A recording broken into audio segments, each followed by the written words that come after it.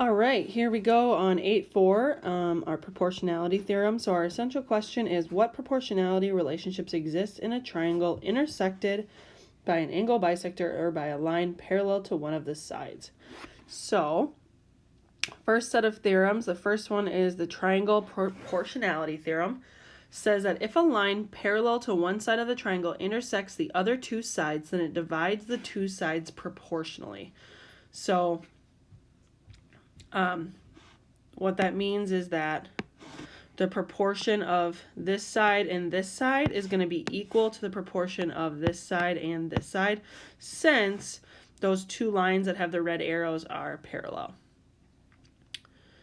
And then the converse to the triangle proportionality theorem says that if a line divides two sides of a triangle proportionally, then it's parallel to the third side. So it's just the reverse of the thing before. It says that if we compare the sides and they're proportional, then we can infer that QS and TU are parallel. So let's go ahead and use this information to help us out here. This first one says, in the diagram, WZ is parallel to XY. WX is equal to 12, VZ is equal to 10, and ZY equals 8. What is the length of BW? So all we're going to do is set up a proportion. Let's call the missing side, let's call it A, since there's lots of other letters going on here, and the V, just talking about line segments can get a little bit confusing. So we're going to write A over 12 is going to be equal to 10 over 8. So if we cross multiply and divide, we end up with cross multiply, 8A equals 120. If we divide both sides by 8, we are left with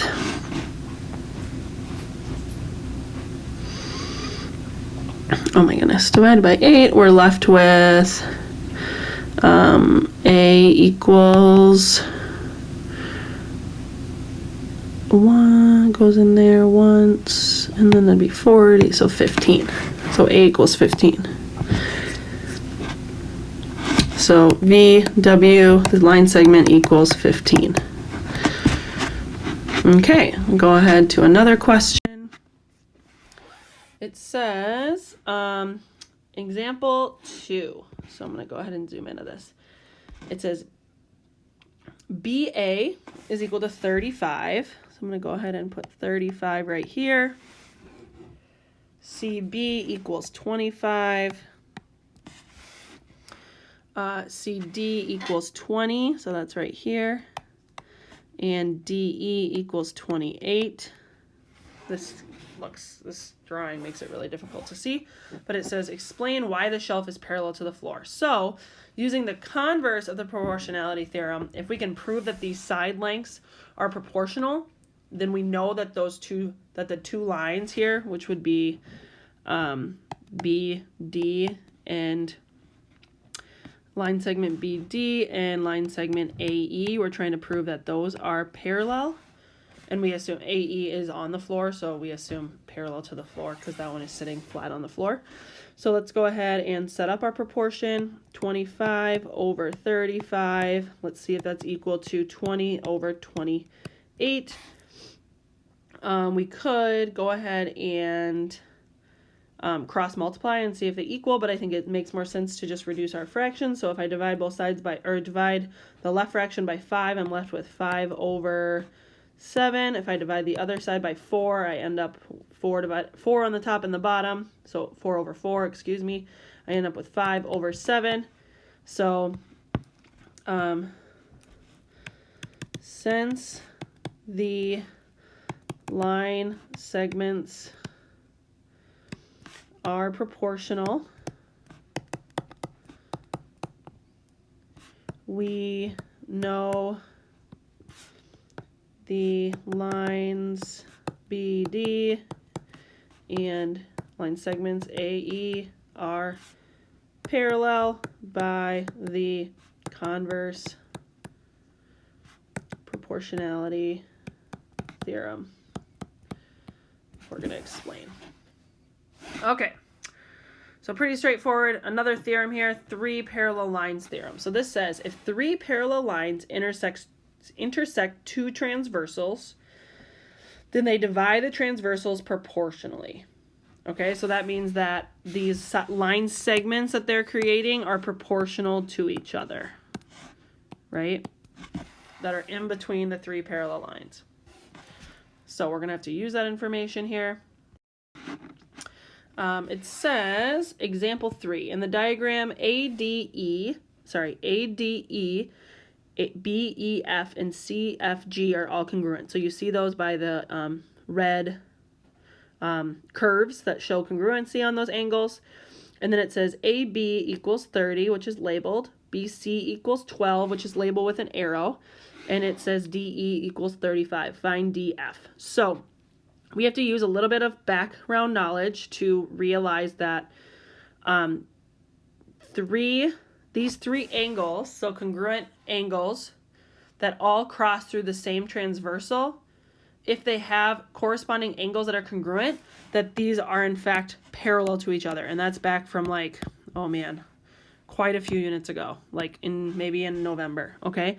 So since corresponding angles of these three lines are congruent, then we can infer that these lines are parallel, okay? So since those lines are parallel, we know that the line segments that are divided by those three parallel lines are proportional to each other.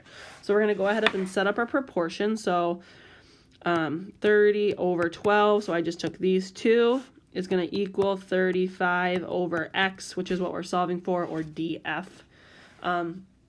So you can go ahead and cross multiply and divide. I'm going to have to get my phone out. Probably not. 350. Okay, so 30x is going to be equal to 10 times 350, or times 35 is 350, plus another 70 would be 420.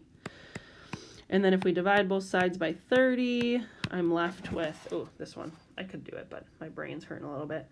So 420 divided by 30 equals 14. So x equals 14 in this case. It always makes sense to like look at the numbers and make sure the answer makes sense. In this case it does. Okay. And then our last theorem here, I believe, says triangle angle bisector theorem. So it says if a ray bisects an angle of a triangle, then it divides the opposite side into segments whose lengths are proportional to the lengths of the other two sides. Whoa. So let's go ahead and look at this a little bit more closely. It says AD over DB, so these two sides that ray divided, is going to be proportional to the lengths of the other two sides. So the other two sides of the triangle here, CA, which is on the side of AD, you'll notice, and then CB, and then this segment are proportional. All right, so let's try to use it.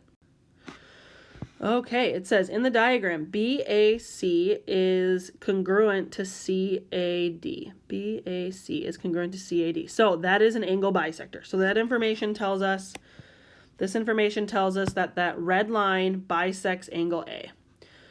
Use the given lengths to find CD. So we know that, I'm going to go ahead and use different colors to help us sort this out. These two lines, there's lots of different ways you can set this up. Okay. These two lines, if I set up a proportion, are going to be equal to these two lines in the ratio of those two lines. So I'm going to write 18, oops, let's go back to a actual pen instead of a highlighter. Okay, so BC, I'm going to write this out for you so you can see it. BC over CD has to be equal to AB over AD. That's the same thing we saw in the theorem. I just rewrote it to fit this problem.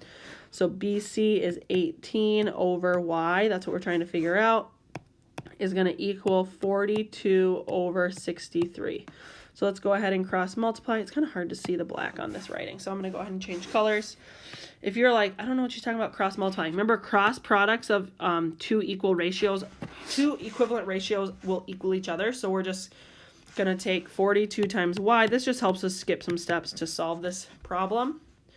42 times y has to equal 18 times 63, which is 1,134. Divide both sides by 42. And I'm left with y equals 27. I probably could have like reduced the fraction on the right and figured that out, but that's okay. So that is the notes for this section.